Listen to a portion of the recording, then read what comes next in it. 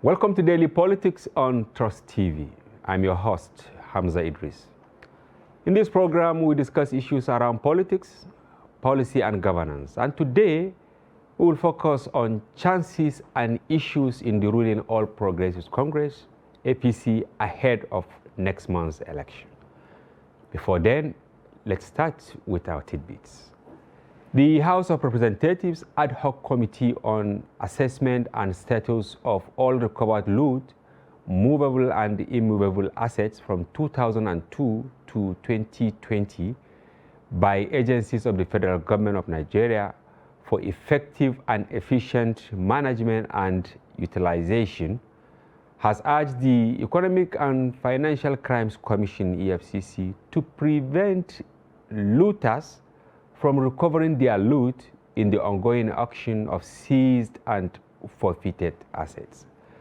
The committee's chairman, Adejoro Adeogun, while noting that his panel had earlier recommended speedy disposal of recovered loot, especially fixed assets, expressed the possibility of looters recovering the forfeited assets by proxy. Also in the tidbits, 9 months after they resigned, the seats of the national chairman of the All Progressives Congress, APC, Senator Abdullahi Adamu, Deputy National Chairman North of the party, Senator Abubakar Kari, and the Zamfara State Deputy Governor, Senator Muhammad Hassan Nasiha, are still vacant at the Senate.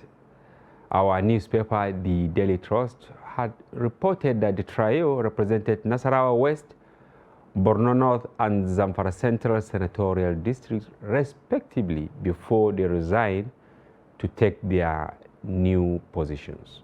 And reports from our correspondents in the affected senatorial districts showed that there was apprehension among the constituents who feel they are being sidelined in the parliament. And finally, on the tidbits, the endorsement of Labour Party presidential candidate Peter Obi by former President Olusegun Obasanjo and thereafter by the Ijaw leader Chief Edwin Clark has further weakened the People's Democratic Party, the All Progressive Congress Presidential Campaign Council said. It is not we that said this, actually. Yeah. According to the council, the rejection of the PDP by its all allies meant that defeat was imminent for its presidential candidate, Alhaji Atiku Abubakar, in next month's poll. APC's Presidential Council spokesman, Festus Keyamo, who reacted to the endorsement, maintained that Atiku's support base had collapsed. And we are joined in the studio by Bala Ibrahim. He is the Director of Publicity of the APC. And before then, he is actually a renowned writer, a journalist, and a social critic. Welcome to the program. Thank you very much. We're happy having you. Compliments of the season.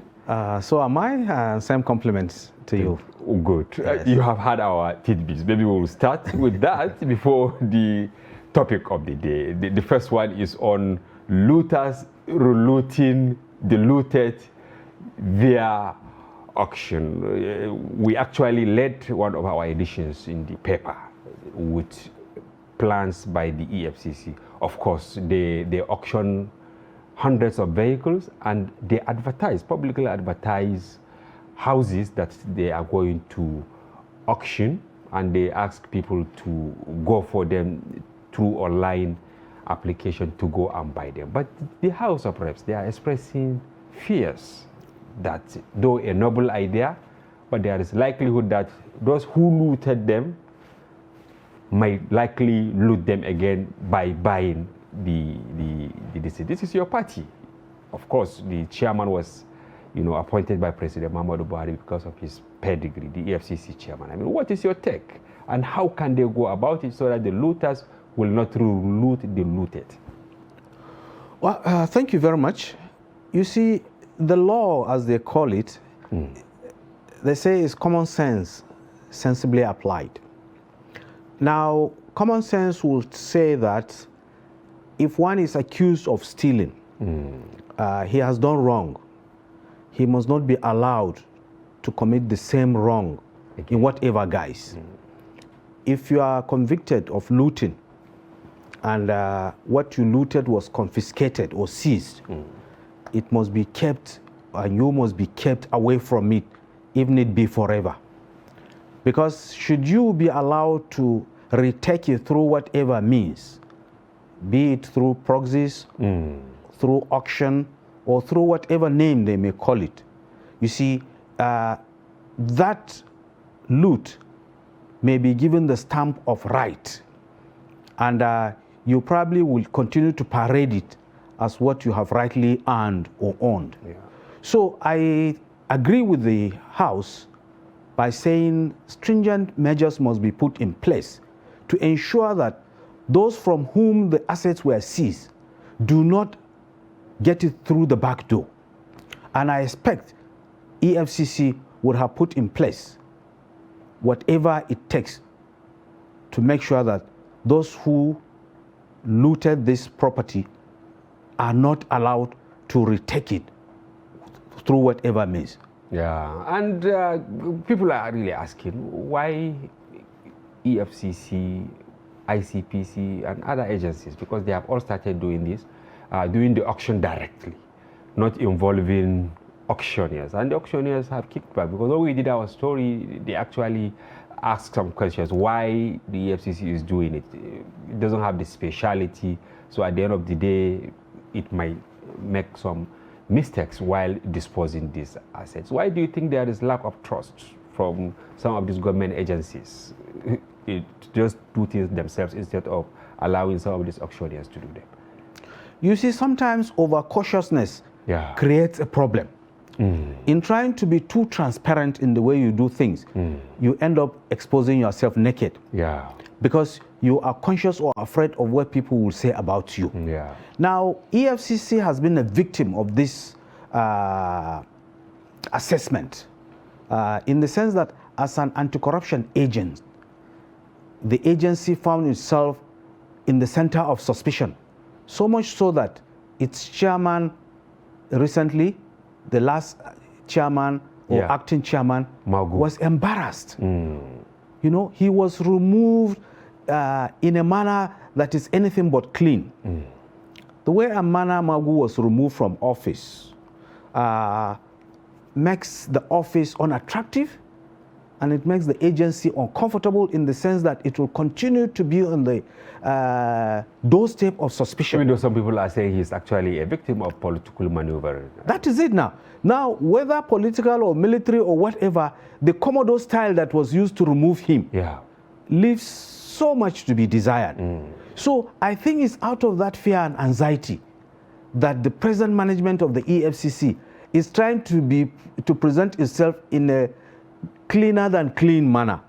That is why it's probably going into the direct auction as against the normal convention of going through auctioneers. But in itself, that is going to come with another question mark later. Nigeria being what it is a country that whatever you do, you can never get it right as long as you are talking about public accountability. No matter what you do, whatever the president is doing now to fight corruption, and everyone has given him applause for doing it well, he is still being challenged by some people as, okay, he is clinically clean, but the suspicion is that he's surrounded by dirty people. There is just no way you can come out clean when it comes to the assessment of Nigerians. No way. Oh, well, we hope they get it right. Our second tribute actually touched your party. You know, we picked the story from the Daily Trust. It was an exclusive we did today that the chairman of your party, Senator Abdullahi Adamu, Senator Abubakar Kari from Borno, and Senator Nasiha from Zamfara, after leaving their seats in the Senate several months ago, those seats have not been filled. Where is the problem? Is it maybe from the party or from the Senate? Why those seats have not been filled? What is your take on that? As a private person, let me know. Well, thank you. As a Nigerian, you see, we have to interrogate the electoral law or act as it is, in the sense that certain things are left to linger for too long. I would have expected that even if there are litigations surrounding the primaries that produce the candidates for the positions, these litigations would have been fast-tracked, such that the vacancy will be filled as quickly as possible. But you see, sometimes these litigations drag for too long. And because of that, the constituents suffer because of non-representation. So I expect the lawyers or those who construct the law to take into consideration this linger, why things stay too long. There should be a very short time limit. We actually quoted various sections of the Constitution on how to fill some of these. And based on our investigation, especially these 3 seats, they don't really have much litigation. Of course, your party has multiple litigations to fill some vacancies and all that. But this one, from our findings, that the Senate President did not even pass because he has to actually kickstart the process by informing INEC. And he didn't do it. Yeah, that's that why maybe your party is afraid maybe PDP will take over if this you see, or it's too close, because some people are saying they don't want to spend money. Because we asked somebody who said that, look, these political parties, they don't even have money for them to now conduct election, and then after 3 or 4 months to go for another round of election, it will be waste of resources. But the constituents are really complaining. You see, these are seats in areas where the candidates and the party are as comfortable as the ward. Sure? Absolutely. Okay. There is no beating APC in Nasarawa State. There is no beating APC in Zamfara State. Neither can you beat APC in Borno State. Now, these are areas where the party does not lose sleep as to what competition has in the market. No way. The candidates of the APC, they can go to sleep with confidence that victory is fate accomplished. Wow. There is just no reason. I think the president, Senate President, has not declared the positions vacant, probably because of the leeway he has. If there was a provision that requires him to immediately or do so with speed, he would have done so. So these are some of the loopholes that ought to be looked into. And as I said earlier, actually, it may be political money, but I remember when a member of House of Reps from Plateau State, representing just not a federal constituency, that it took many months. And because I have fair knowledge of what is happening there, well, at the end of the day, PRP has taken it. I don't know. Anyway, our last tidbit, Bala, is we spoke on the endorsement of Edwin Clark. It was actually the latest against the party of your candidate. Just the way President Obasanjo took the president and even your party to cleaners. Are we saying that maybe end of the road for the APC since this elder statesmen have, passed a vote of no confidence?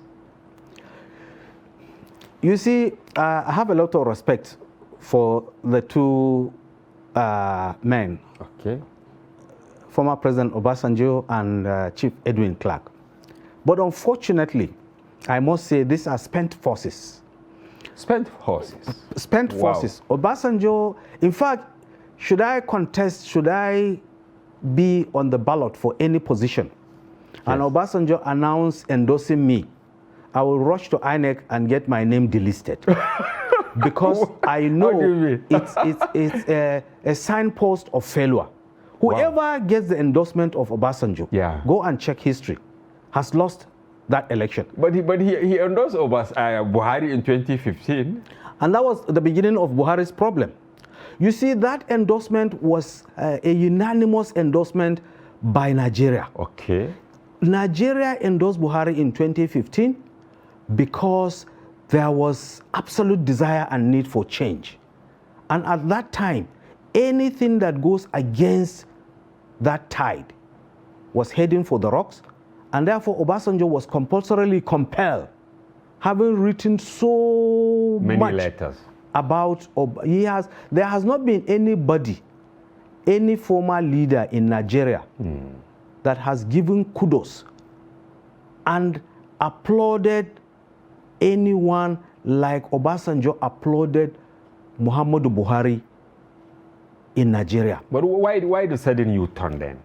You see, I alluded likely. I'm not a medic. I am not a medical personnel. Yeah. But I think if we go by the meaning of dementia, old age is beginning to tell on Obasanjo, so much so that he's going in collusion with his conscience, going in collusion with common sense, and going in collusion with whatever is reasonable.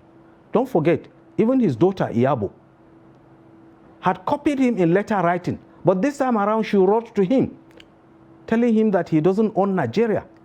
And this mentality, grandfather syndrome that he exhibits, and telling everybody that only he knows what is right, it's high time he get it off his head, because he is reading the signals wrongly. And whenever he endorses someone, believe you me, go and check, that person is going to lose. I remember in 1999, when I was a correspondent, I was assigned to cover Abeokuta. Okay. And I took it. That was with the BBC. Yes, when I was with the BBC. Yeah. And I covered Abeokuta on the day of the election. In fact, we had lunch with Obasanjo. Wow. Along with some media. In his library. You know, in his house. Okay. In Abeokuta. Okay. Obasanjo lost that ballot box in front of his house. In front of his house. He didn't win. But what did he tell you ahead of the polls? He was full of confidence. He was full of confidence. He was carrying that air of everybody is with me and everybody wants me. In fact, it's not his people that voted for him. Obasanjo got the endorsement from outside the Southwest. Yeah, this was in 1999. 1999, yeah. And it has always been like that. If not for Atiku Abubakar, who is from outside the Southwest, Obasanjo would not have gone for a second term. And it has always been like that. He wished away Buhari in 2019. Yeah. Buhari made it. So if he had wished Buhari in, Buhari would long have been in Daura. We wouldn't have won the election. You mean assuming he re-endorsed Buhari in 2019? Buhari would have lost. This is what posterity is telling Obasanjo. It's actually a different perspective from all what we had from people. No. You see, Obasanjo is a spent force. People think of Obasanjo as someone who has the clout and respect of Nigerians. Yes, he had his time. And the only reason why Obasanjo earned respect of Nigerians then was because he inherited an arrangement or a system. He followed that logically to the end and handed over to a democratically elected president outside. People say he actually wanted third term under. No, that is even before the third time when he was in the military. And you can see, when he was in the military, he stood against... About 79 now, yeah. Yes. So that was what gave him that respect. That yes, here is someone who has danced against the tune of his people because he turned his back against Awolowo and he supported, or he handed over power to Shehu Shagari. That gave him respect. So you people are not actually bothered that he endorsed Obi? No, we are very happy. By endorsing Peter Obi, we are beginning to move Obi's... You are still like a spiritual spell. To the mortuary. Like the candidature of Obi is now in the mortuary. Now the big question, Malambala, why are almost all candidates, some even vying for councillorship, some Senate, some House of Reps, and almost all the presidential candidates trooping to Ota to seek the blessing, including your candidate? They shouldn't have gone. You see, and assuming he endorsed Tinubu, will you people say Tinubu will lose or the tone will change? You see, politics has a tradition of respect for elders and respect for people that are stakeholders in the arrangement. Okay. Whatever may be the problem of Obasanjo, he still remains a Nigerian, an elder statesman, and one who midwife the arrangement we are in today. Yeah. So whoever is contesting, including IPOP, if they are given the permission to contest, I will expect they will go and seek his blessing, not because he's a kingmaker, but simply because he's an elder statesman. Yeah.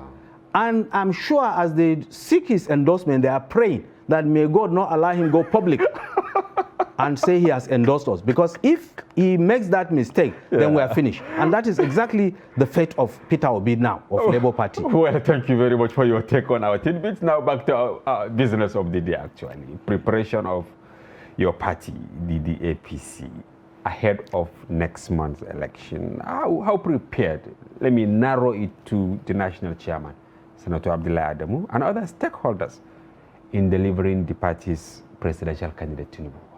How are you preparing for this? We are very prepared. And I'm sure you know, the national chairman, Senator Abdullahi Adamu Turakin Kefi, is a veteran in this game. He has been a politician way back to when he was a student. He has been a unionist, and he has been a grassroots politician in the Second Republic, having been the chairman of the National Party of Nigeria, NPN, in Plateau State. He was the pioneer governor of Nasarawa State, elected governor of Nasarawa State. He was re-elected for the second term, at the end of which he has been in the Senate continuously until he was elected unanimously to be the national chairman. You are saying he has never lost an election? He has never lost an election, simply because he's a person that prepares. He does his groundwork and preparation, and he's confident that should there be fairness in any election to which he is a party, victory is his own. This is the confidence he always exudes. If the election is free, if the election is fair, and he is a candidate, or is part of the preparation for the delivery of a candidate, that candidate can go to sleep with confidence that he's going to win. But some people are saying his body language is actually not as active as expected in terms of the preparations. Maybe always at the secretariat, not in the field the way he should be. I don't know. Well, you have to understand that Senator Abdullahi Adamu is 77 years old. You shouldn't gauge him with the strength of a 27-year-old politician. But that is not to say his physical weakness is in conflict with his mental alertness. He is politically, mentally at maximum alert. As I speak to you, he's on the podium in Kano addressing a rally. Today? Today. Okay. Not too many people of his age can do that. And all night long last night, he was in meetings and discussions on the same issue of today. And before then, he has been in marathon engagement, all on the delivery of Aswaju and other political office holders that are contesting under APC next year. So don't be deceived by his weakness or frail appearance and say that his body language is not in tandem with the zeal and energy of someone that is heading for success. Certainly not. He is heading for success, and he says, as long as the election goes free and fair, victory is on the side of it. Was it actually deliberate that they picked him? Because I know you joined him shortly after he emerged as the national chairman of the party, as director of publicity of the political party. Are you sure that he is on the same page with all other stakeholders that's supposed to work towards delivering not only your presidential candidate, but other candidates across the country? You see, there have been so much speculation and confusion and all manner of insinuations with regards where Senator Abdullahi Adamu, the national chairman, stands. Yes. But all those things have been dismantled and dismissed. How? One, you see, in a context, you probably may not start outrightly with the winner. Democracy is about numbers. Other people would have indicated interest. They will go into the race. At the end of the day, the winner emerges. Whoever becomes the winner, if all other participants are good sportsmen, they are supposed to collapse their interest and ambition and solidify their support with the winner. It becomes a one-man show. Yeah. Everybody now supports the candidate that emerged. Yes, initially, Asiwaju was not the collective consensus of everyone. Other candidates or aspirants were there. So it doesn't matter who the chairman indicated initial interest. Yeah, of course, he did. At the end of the day, on Senate President Ahmad Lawan, and he was public. People said it was actually an individual decision. And I don't know, it has not been public. At what level he arrived at that to say that Senator Ahmad Lawan is our candidate before they went to the ring? Well, you see, the politics or the intrigues behind the emergence of Asiwaju as the presidential candidate of the party is an issue for the party, to which the party had trashed. And the National Working Committee unanimously, in unison, went to pay homage to Asiwaju and show solidarity and support with assurance that we are now united for your success. So whatever happened before then is in the books of history. They have shown that, yes, they are good sportsmen, and for them to concede defeat, which is success for the party. All the rancor, all the speculations that there will be this, there will be that, did not come to happen. Shows that, yes, the APC is a party of Democrats, and Abdullah Adamu has shown good leadership by leading the members of the National Working Committee to go and confer confidence on Asiwaju as the candidate of the party. And together now, everyone is working for the success of Asiwaju as the presidential candidate of the party. Why I asked whether all these stakeholders are on the same page, just last week, the former Minister of State for Education was defeated in court because he went to the court asking it to nullify the election of Tinubu and declare him winner. This is one.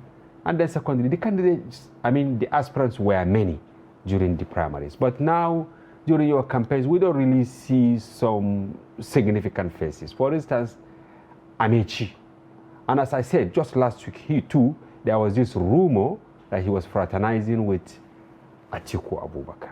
So how do we reconcile this? What are you actually doing without the likes of Amechi in the campaign trend? Amechi was DG of Buhari 2015, DG of Buhari 2019, but was defeated by Asiwaju, and now he is nowhere to be found. If I may go pitching, they say as it dependent, and so it is sweet us. You see, we are very happy with the rumor, the speculations, and all the permutations that are going on because they are kept permanently in suspense. And I'm happy you said Amechi was the DG. Amechi is no longer the DG campaign. He's now the governor of Plateau State, Samuel Lalong, that is the DG. Now, in fairness, if you're an editor and you step aside, a new editor comes in, you hanging around him all the time will make him lose confidence. Maybe the intimidating will intimidate him, and probably he will feel there are two editors in the same or on the same saddle. Fairness demands that when a new person comes, the old person should either step aside or be seen less, so that he too will be given the chance to shine. Maybe I will stop you here so that, but I will still ask you a question on this. Viewers, we will go on a break, and when we return, the conversation continues. Please don't go away. Now, as part of efforts to support Africa's goal of strengthening... Now, looking at the activity chart, as you can see right here, a total volume of 130... Created a Boko Haram crisis that at that time was restricted to Yobe. How secured are they? You can see security men with blood. This is the road leading up to the... If you look at England's squad, You are looking at EPL, you are looking at their names. You are not looking at...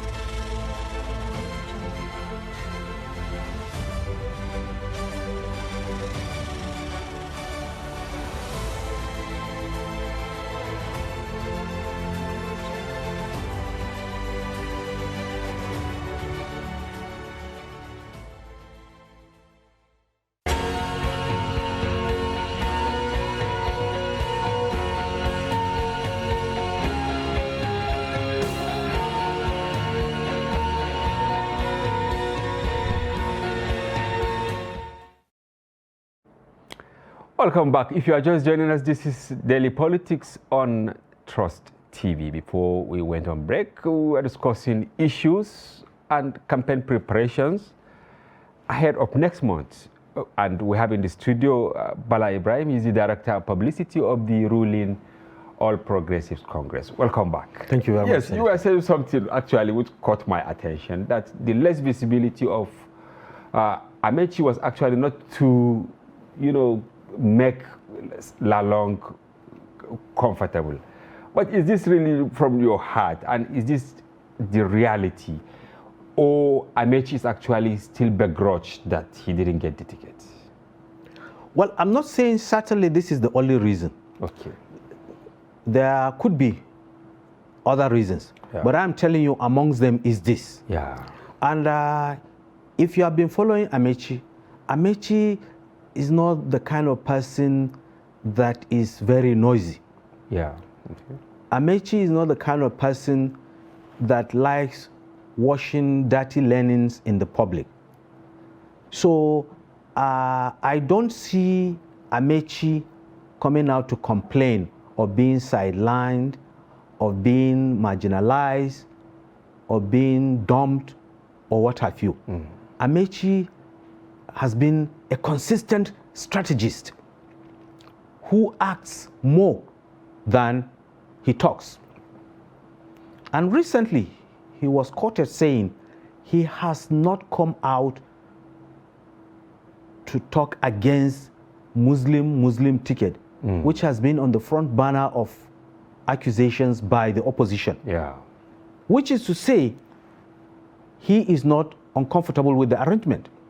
And he has not come out to attack the emergence of Asiwaju Bola Ahmed Tinubu as the presidential candidate of the party, which is to say, he has accepted defeat in good faith, and he believed the process that produced Asiwaju was democratic enough. As such, there is no reason. He knows, having been in politics for long, that in every race, there has to be a loser, just as there will be a winner. Now, if he turns out to be the loser, it is not because he is not the best, or is not because he's not fit, but simply the circumstances of the time. And you still believe they are likes, they will all work, or they are working for the party as we move on? They are. There are so many people that, you see, unfortunately, we are fixated with the idea of physical appearance and show as a sign of being with the system or the party or the candidate at all time. No, there are more people, just like like I do, in production. There are other people apart from the presenter. But they do the bulk of the work. We only appear on this. Very good. So you need to know that in party politics, there are other people who are actually helping the vehicle to move, and they are not seen or heard. And these people are the ones who are doing the main work. So simply because other contestants who contested against Asiwaju are not seen with him all the time, does not mean they are not with him. Probably all the strategy that is resulting in the successes that are recorded are the handwork of these people. But do you agree that Tinubu has a backup? Because there is what they call Tinubu, is it that, Independent Campaign Councillors, ICC for Tinubu Shetima 2023. With this development, many believe that he actually is using that as a backup because he's not getting the desired traction from the APC Presidential Campaign Council? Well, I hope you know the APC Presidential Campaign Council is his brainchild. It's not the brainchild of the party. Okay. It is the presidential candidate's structure. Then why do we have the Independent Campaign Council? Of course, you can have independent campaign council as long as it's not an independent marketers council. Okay. A campaign council can be composed in different ways. Okay. You can have an independent, each one will be given a task or specific assignment. So it is the jurisdiction of the council as assigned to do that which it is assigned to do. And it can come with all sorts of nomenclatures. It can be independent, it can be universal, it can be unitary. They said they are even the independent, they said they brought about 2,000 or 5,000 independent campaign councils, you know, some at the local government level, some at constituency level, some at senatorial level, some at state level. They now collapse them to have this independent council. There is no friction, you think, between this and the Presidential Campaign Council? All is well? You see, in a campaign where everyone is enthusiastic, everyone is optimistic, where there is so much confidence and belief, you tend to have so many support groups. Everybody wants to be seen. You see, that is why I pity the People's Democratic Party. Okay. You see, whereas in the All Progressive Congress, APC, people are trooping. It is a stampede. Everyone wants to see his name in the campaign council. Yeah. The reverse is happening in PDP. They are putting people's name and they are making public announcement that we are not part of it. We belong to G5, G6, and the number is increasing every day. So they are putting names, and these people are saying we don't want to be part of it. In the APC, people are rushing and complaining that why are our names not on the list? Everybody wants to be on the campaign council. And for a party that has a large number of registered members, you cannot have everyone. You have 40 million people or more, you know. So everybody wants to be. There is no friction. The objective, the aim is the same, to deliver the party come next year and deliver victory to Asuaju and all other contestants under the platform of the APC, at the end of which, when we come to Eagle Square to celebrate, that is where you will see the unity. When you get to the Eagle Square, Malambala, how are you managing some teething problems in your party? For instance, in Rivers, Magnus Abe, if you go to Kaduna, you know, the person who contested for the ticket, he has left. In Zamfara, you have issues. In many places, how are you bringing? People are also defecting from your party, going to other parties, or they have remained locative, trying to maybe do anti-party. So how are you managing these people? Because you live in the secretariat, very close to the chairman. You see, politics is a game. And that's why in a game you have referees, you have linesmen, you have bench warmers, and people that are waiting by the sideline ready for substitution. Okay. This idea of change side, change sign is not new or uncommon in the politics of Nigeria and the world over. As other people are moving, other peoples are coming in. Some people may not necessarily be good sportsmen. And some people, after losing, they feel that very good. Now, is one sign of bad faith, is two, lack of political awareness, and third, and most importantly, the failure to understand that power comes from God only. It doesn't come from the party chairman or whoever you think is the one that will decide your fate. It's God. Now, if you do your homework very well and you believe you have the support of the people, I don't see anything wrong in you testing your strength by changing party to another. The only thing is that if you do that wrongly, you are likely to earn the anger of the people, and on the day of the ballot, they will show you your weight. And you think their laid-back posture will not affect your fortune? It does. It does. Okay, this is an admittance. Yes, it does, because we want to carry everybody. Out of the 200 million people in Nigeria, we want everybody to be in APC. We know it can't be possible, but we want to see that everybody benefits from the dividend of democracy that is being dished out by the leadership of APC. So whoever leaves, we feel the pain. But that is not to say we will force him to stay because we are Democrats. If he wants to go, let him go. Majority will have their way, while the minority will have their say. So he will go and lament later after we have won. And at any time he has a change of mind, he wants to come back, as long as he is clinically clean, we will accept him. You are one of the directors brought on board by Senator Abdullah Adam when he became chairman. They were talking about the main publicity and contact and all that. But those that left are actually grumbling that they were removed because your chairman wants to cover certain things. They even claim 3 billion missing somewhere. I don't know. Where are we on that? Well, you see, I don't want to talk on that simply because I may be part of the problem. Since I am among those... You also benefited from the 3 billion, the alleged 3 billion, or which problem?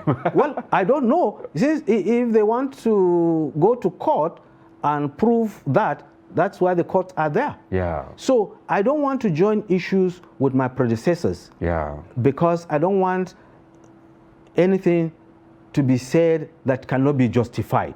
I leave that. That should be a question that can best be answered by the National Working Committee or the chairman himself. Yeah. But I am now the director of publicity. Before me, there was a director of publicity. Why the change of button, I don't know. All I know is that I came in as the new director of publicity, and I will not You drew line and you carry on from there. Well, I was given assignment. So I am taking that responsibility given to me, and I'm going to discharge it to the best of my ability. Yeah. And I'm not going to remain there till eternity. Sometimes, somewhere, I will leave, and somebody is coming to take over from me when the time comes. It is for him to answer with regards what he left or what he met. Now, some people are saying Buhari is actually the rope that, tied the broom, and he is not on the ballot. And the moment he leaves, that will be the end of APC. Do you agree? No, I never agree with pessimists. Usually people who don't have confidence in themselves, they always try to lean or apportion blame on others. I believe the credentials of Muhammadu Buhari, General Muhammadu Buhari, have helped a lot in binding the party and selling the party and raising the profile of the party. He's a man of ample credentials that speak volume of himself. Besides, he's the one person that is above every other person in Nigeria. He's one person who was a governor, he was a minister, he was a head of state, and the first and the last person to hold a parastatal that is most powerful in the country. PTF. No Nigerian, living or dead, has these credentials to his credit. But they said he didn't bring those experiences to bear, in his latest administration. But they say he allows so many things to go bad. Well, as a human being, the house adage is that you can best be 9, you can't be 10. When they say he has not brought those experiences to bear in the way he leads, I also want them to look at the achievements recorded under his administration. Buhari inherited a lot of mess. A lot of mess in the 16 years of PDP misgovernance. Believe you me, if not for the experience, the exposure, and his doggedness, we will not be where we are today with insecurity and insurgency. But now we are actually neck deep in terms of inflation, if you are talking about it, in terms of insecurity, in terms of even decay in infrastructure. This is what people are saying. But people also always mention Sakwan Niger Bridge. Is it the only bridge that links the north and south? Okay, if I may take these three things, insecurity, inflation, and infrastructure, if I will take the three in brief, in brief and talk. Today, in Abuja, from 2015 to date, not a single bomb blew up. Since 2015, when Buhari became head of state. But hundreds of people have been abducted. Yes, hundreds of them have been freed. In the case of PDP, when they were in power, the people were abducted and they are never freed. The Chibok girls is an example. They were not recovered, not until Buhari came. Today, the entire north east is liberated. The insurgents or Boko Haram fighters don't have this capacity for spectacular operation but as they used to have. We now have another frontier of spectacular operations in the southeast, which was not there the way it is now during maybe the PDP. Exactly. I agree. How do you reconcile? I agree. Insecurity is mutating in different forms. And if you don't know, only yesterday Buhari approved the deployment of modern technology to fight that crisis in the southeast. Okay. And believe you me, in no time, you will see they will bring that thing to an end. Are you telling me that election will hold? Because people have already surrendered, honestly. The way these guys are bombing INEC offices, bombing people, killing people in their communities. And the same INEC is consistently saying there will be election. And they are the umpires. They are the ones that have the structure and everything to guarantee free and fair election. I trust them. Because you are in APC or as a Nigerian, a passionate Nigerian? As a Nigerian, a passionate Nigerian, and one who believes that what the authority is saying is actually in tandem with what is in its mind. So I believe there will be election come 2023, and I believe this issue of insecurity will not derail or becloud the country in such a way that it will be forced or compelled to suspend the election. I don't have that doubt it will hold. Buhari keeps saying free, fair election. Go and elect whoever you like. You know, I will make sure we have a... Is this not actually pointing that the likelihood is that he wouldn't bother if Labour Party, NNPP, or ADC or ADP wins this election? Why should he? If the election is free, if it is fair, and the opposition won, why should he bother? Because Nigerians have said this is what they want. Certainly it's a vote of no confidence on his party to have lost. It is not the wish or the ambition of the president if his party loses. But because he's a Democrat and one who says he wants to leave behind a legacy of good and credible election, he will not tamper with the arrangement. Mark you, Buhari's party had lost about 4 gubernatorial elections. And he quickly picks the phone and congratulates the opposition. He has never forced it on either the Electoral Commission or the security agents or the politicians to manipulate and twist the result in favor of his party. Some people are saying he's actually doing this, racing against time, so that by the time he exits, he will have something to hold on to, that I'm a statesman. Do you think he is actually working on the ground, not actually to distort the process, but to make his party win? He's working for the victory of his party, certainly. He's working for the success of his party. But that is not to say he will work against his conscience. Mark you, I told you, he has credentials that no one in Nigeria has. He has this credential that no one living or dead had. And you support him protecting it. Why should he allow a mess of that credential? He will not. All right. Thank you very much, Bala Ibrahim, for your take on issues in your party and other national issues. We hope to have you in the studio again. Thank you very much for having me, and I look forward to another comment. Viewers, that's a wrap on today's edition of the program with Bala Ibrahim, the Director of Publicity of the ruling All Progressives Congress. We hope you enjoy the program. If you do, please do join us for another interesting edition. For now, bye-bye. I'm Hamza Idris.